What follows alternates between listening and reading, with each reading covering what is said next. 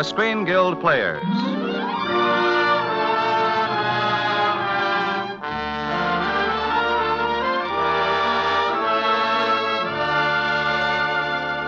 The Screen Guild play tonight, Spitfire. The starring players. This is Basil Rathbone. This is Heather Angel. And this is Reginald Gardner.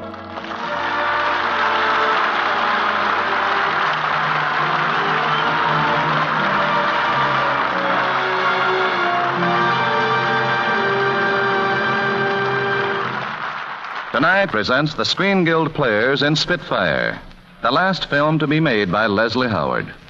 It stars Basil Rathbone as R.J. Mitchell, Heather Angel as his wife Diana, and Reginald Gardner as Flight Commander Jeffrey Crisp. Winston Churchill said, "Never in the field of human conflict was so much owed by so many to so few." Our play tonight is based on the life of the first of those few, R.J. Mitchell, the designer of the Spitfire fighter plane, which enabled a comparative handful of English boys to repel the Nazi hordes during the terrible blitzes of 1940.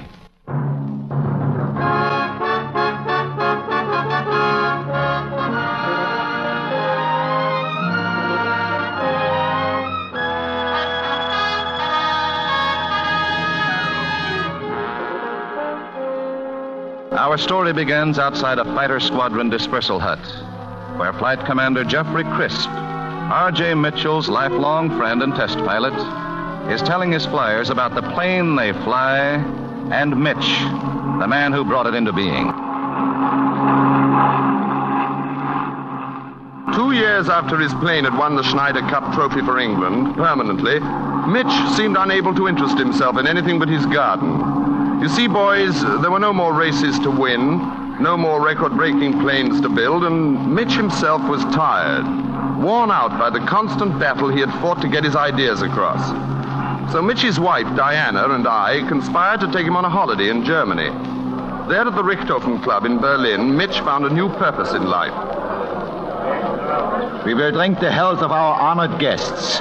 Herr Mitchell's name and work are well known in our country, and Herr Crisp, whom we already met in the last war, is a pilot of great distinction. Thank you very much. And my wife and Mr. Crisp say thank you, too. I'd heard a lot about what you were doing in Germany, and I must say I'm very impressed by what I've seen. Healthy, well-organized youth, peace-loving people, good company.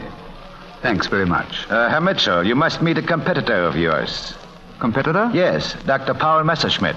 Oh, how do you do? You enjoy your stay in Germany? Very much indeed, thank you. We've only been here a week, but we're looking forward to another 5. If I can help you to see anything special, Herr Mitchell. Oh, thanks. I've already visited one of your gliding clubs. Gliders? Oh, yeah, but they have their uses. You think we make only gliders, but why? I don't want to be tactless, but... The Versailles Treaty? Well, I suppose so, yes. The Versailles Treaty is dead. Oh, I see.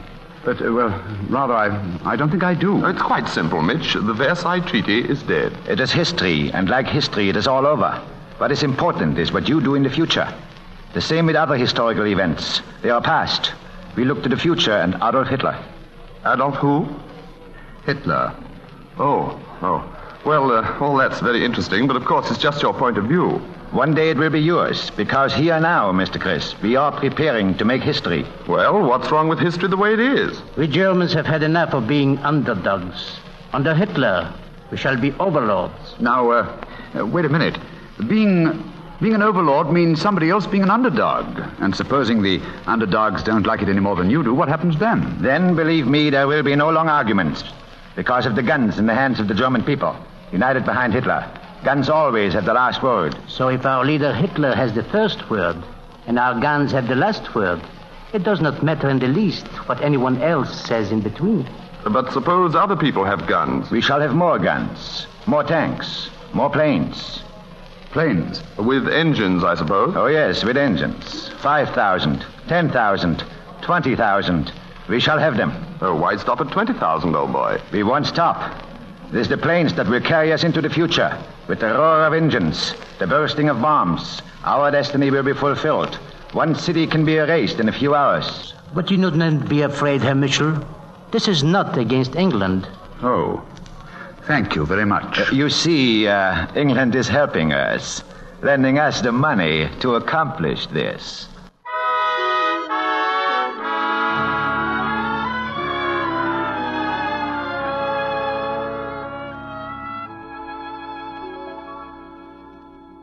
Oh, Richard, why did we have to leave the Richthofen Club so early? It was such fun. Diana, dear, I've got to get back to England immediately. Back to England? But we've got 5 more weeks here. Not after tonight, darling. Mitch is right, Diana. The silly blasted fools are going to do it all over again. Oh, let's forget about it. We're here to have a good time. No, dear.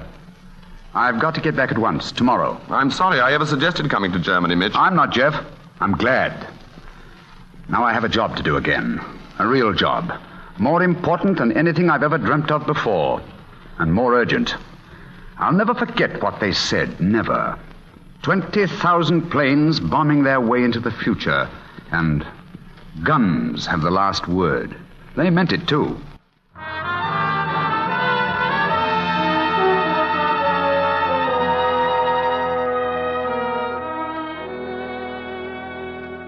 My dear Mitchell, I know only too well how right you are, but Vickers is an armament firm. We've only got to open our mouths about this, and we'll be attacked on all sides, accused of creating a war scare to line our own pockets. But, Sir Ian, we can't leave England defenseless against Germany's future strength. Well, what do you propose, Mitchell? I want to build a fighter. The fastest and the most deadly fighting airplane in the world. Well, Mitchell, you're right. I'm behind you, and unofficially, Vickers will back you to the limit.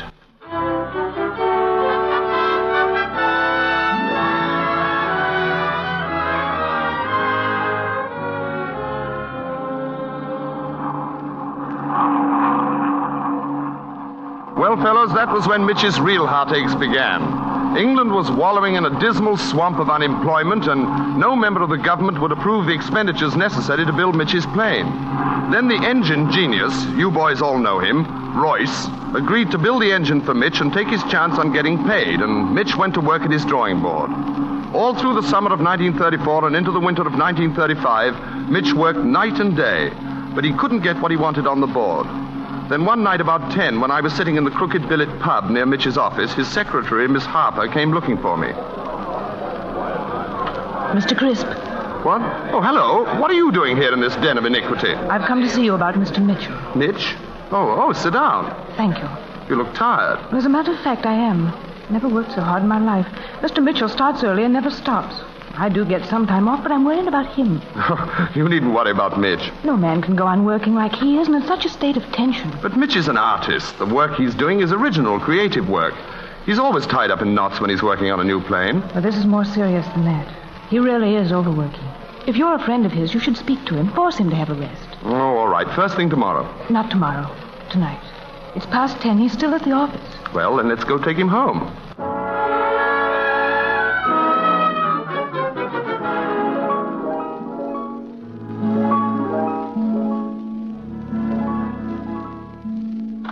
Oh, hello. Oh, hello, Diana. We brought your wandering husband home. Thank you, Jeff. How are you, Miss Harper? Fine, thanks. Oh, you shouldn't have sat up, Diana. I like to. I've been keeping some soup hot for you. Sounds good. I'll get it. Let me help you.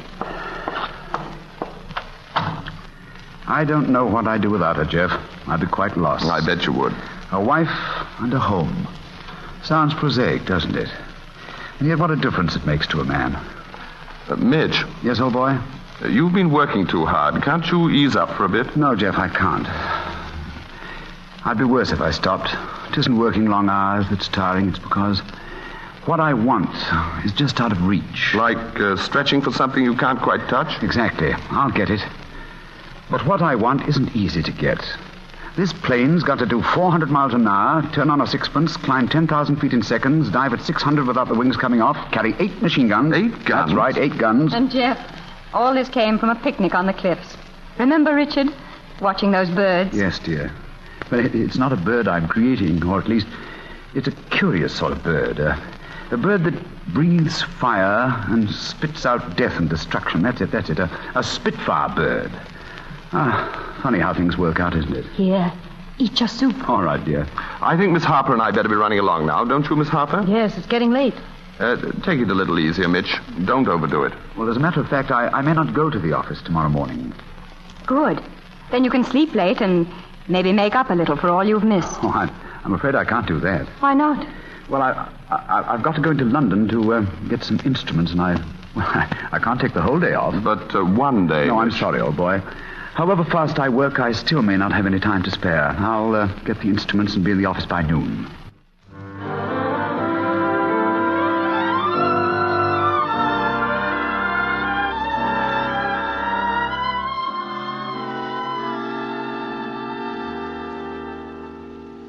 Well, Doctor? I suppose you know something of the trouble, Mr. Mitchell, or you wouldn't have come to me. Oh, yes, I had an idea of it. I'm afraid you're a rather sick man. I had an idea of that, too. I want you to do something about it for me. It's more in your hands than mine, Mr. Mitchell. How do you mean? You've been overdoing it. Oh, a bit. More than a bit, and that must stop. You mean less work? I mean no work. A holiday. A year at least. Go away somewhere by the sea. Plenty of sun. Plenty of fresh air and complete rest. If you do that, there's no reason why you shouldn't carry on for years. And if I don't do that? Perhaps a year. Perhaps less? Perhaps 6 or 8 months. 8 months. It's up to you now, Mr. Mitchell. You know what to do. Yes. I know what to do. England needs my Spitfire. What? Oh, nothing, Doctor. Thank you so much. Goodbye.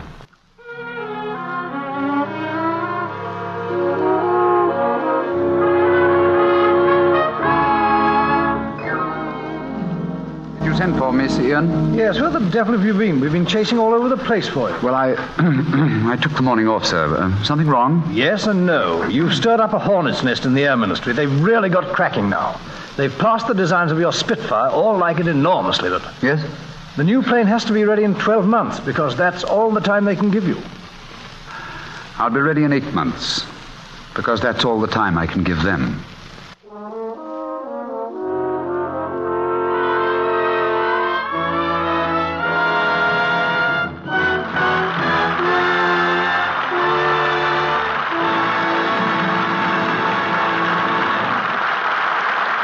So ends Act One of Spitfire, starring Reginald Gardner, Heather Angel, and Basil Rathbone.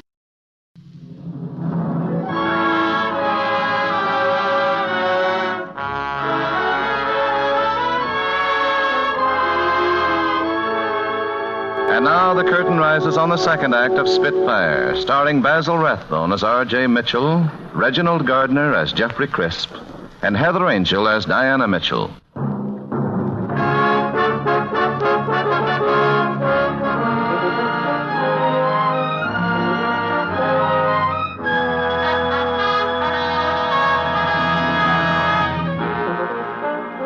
Flight Commander Jeffrey Crisp continues his story of the life of R.J. Mitchell, brilliant designer of the Spitfire fighter plane.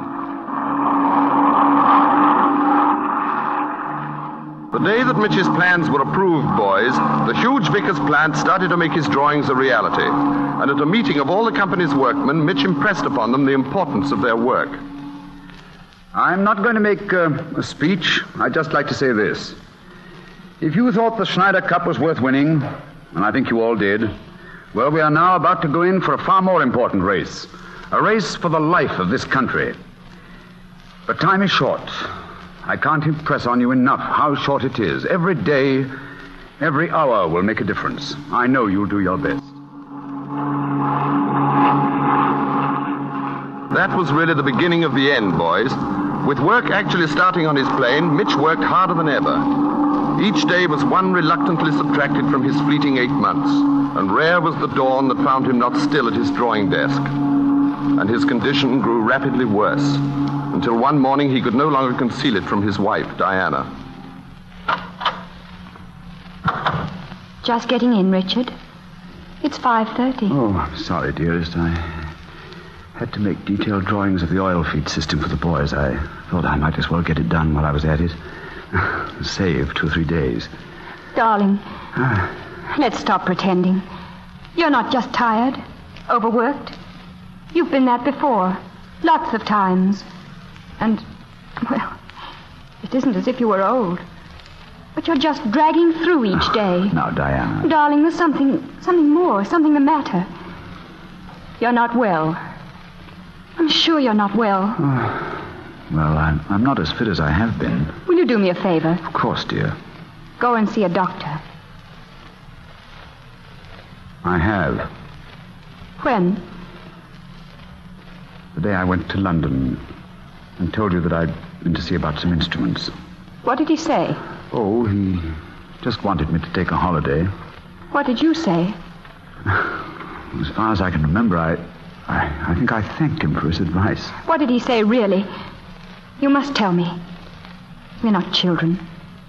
Darling, you think the work I'm doing is important, don't you? Of course I do. I mean, really important. More important than us, for instance. What did the doctor say?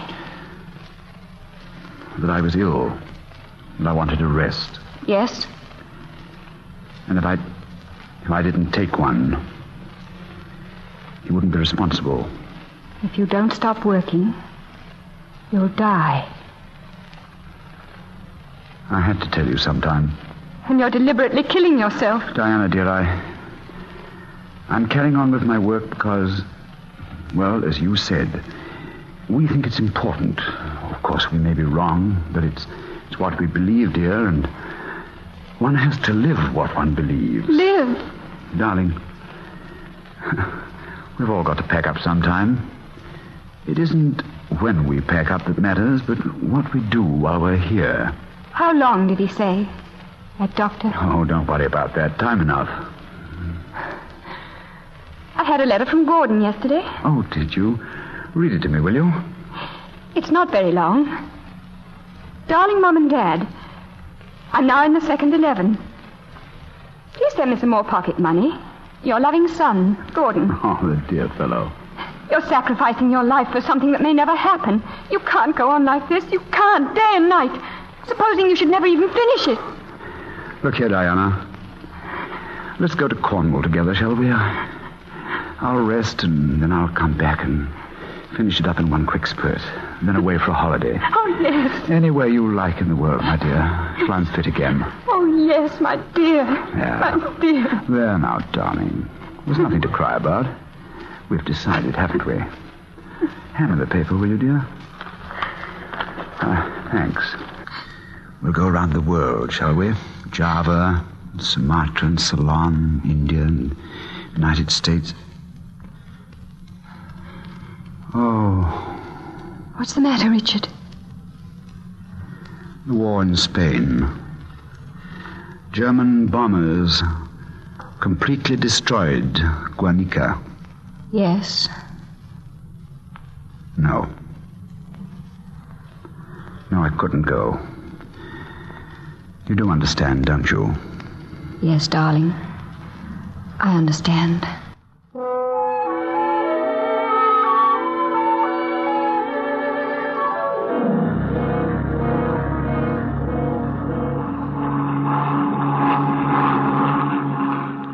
Mitch didn't take his holiday. Instead, he spent every waking moment driving everyone concerned with the production of the Spitfire. And he drove himself hardest of all. As a result, when it came time for the new Planes Air Ministry trials, Mitch was in a wheelchair at home. I was the test pilot that day, and Diana was there as Mitch's representative. I don't have to tell you men what the Spitfire will do, but that day it did more. When I set her down after the test, the air marshal in charge rushed up to me. Good work, Crisp. Good work. You're satisfied with the job, sir? Satisfied? Well, as a representative of the Air Ministry, I can't commit myself. But as an old pilot, I think it was one of the most terrific shows I've ever seen. Mitchell would have liked to hear you say that, sir. I'm sorry he isn't here. Well, here's Mrs. Mitchell. Oh, congratulations, Mrs. Mitchell. Thank you. Will you thank your husband and tell him he's given England something she badly needed? That will make him very happy. And now it remains for the Air Ministry to make up its mind.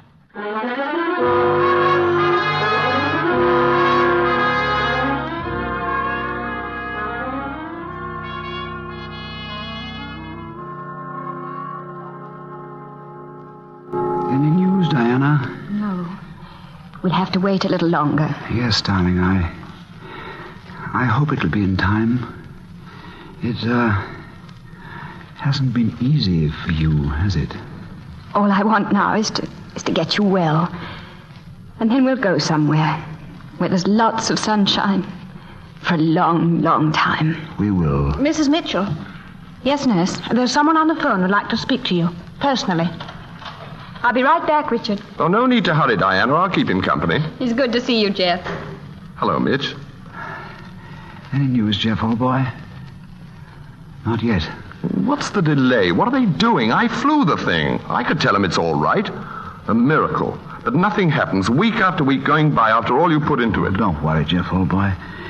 It's bound to take time. A lot of fine young people are going to risk their lives in that plane. But I flew it. Oh, you'll risk your neck in anything. But they've got to make sure the plane's safe. It'll be all right. Darling. Yes, dear? It was Sir Ian. Yeah? They're going to start building them right away. Hundreds of them. Oh, darling, darling. I know what this means to you. So you were in time after all, Mitch. Yes. But we cut it pretty fine, didn't we? You'd better go now, Mr. Crisp. Mr. Mitchell can't stand too much talking. All right, you are, nurse. Well, So long, Jeff, old boy. so long, Mitch. So long. You've been talking too much, Richard. I'm going to leave you. You're going to sleep. Diana, dear. One day soon, Yes. I want you to do something. Yes? Thank them all for me. Sir Ian, Jeff, Miss Harper, all the boys at the works. Oh, and that kid with the snub nose. Horace, you remember? Everyone. And my dear, you, most of all. Yes, darling. And now, sleep. Sleep. Richard. Richard. Oh, Richard.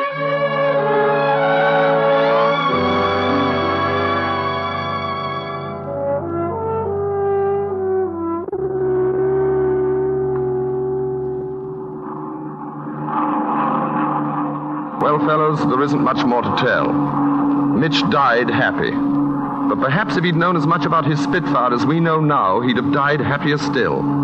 The job he did called for more courage than it takes to fight the planes he designed. He knew the job he was doing was going to kill him, and yet he deliberately sacrificed himself for his country. I wonder how many men would have that sort of cold-blooded guts. Control calling. Control calling. 227 Squadron, come to readiness. There you are, men. Scramble. Control calling. Control calling. Right to Mount Crisp. Yes? And it's still approaching from the east, southeast, and northeast. All available aircraft must take the air immediately. Right, off we go.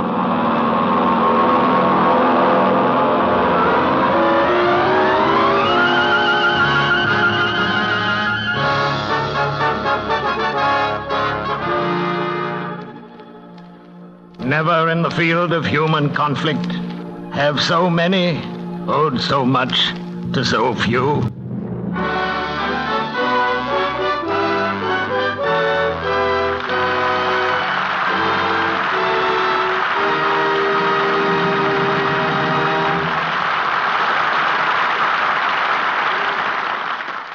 Thank you.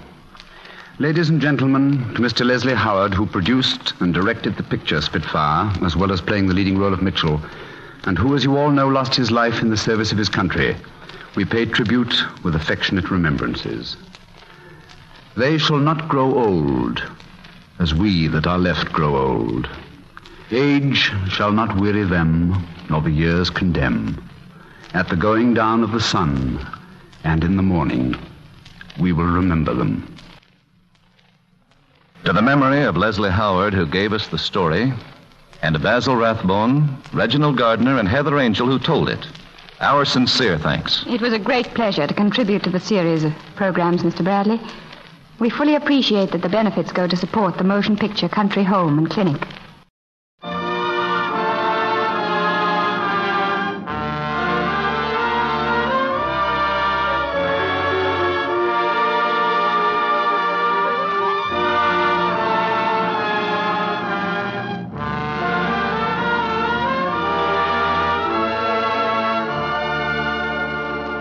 Music on tonight's program was arranged and conducted by Wilbur Hatch. This presentation of Spitfire was made possible by permission of British Aviation Pictures Limited and Samuel Goldwyn, who is presenting the film starring Leslie Howard and David Niven in the United States. Truman Bradley speaking, saying thank you and good night. This is the Columbia Broadcasting System.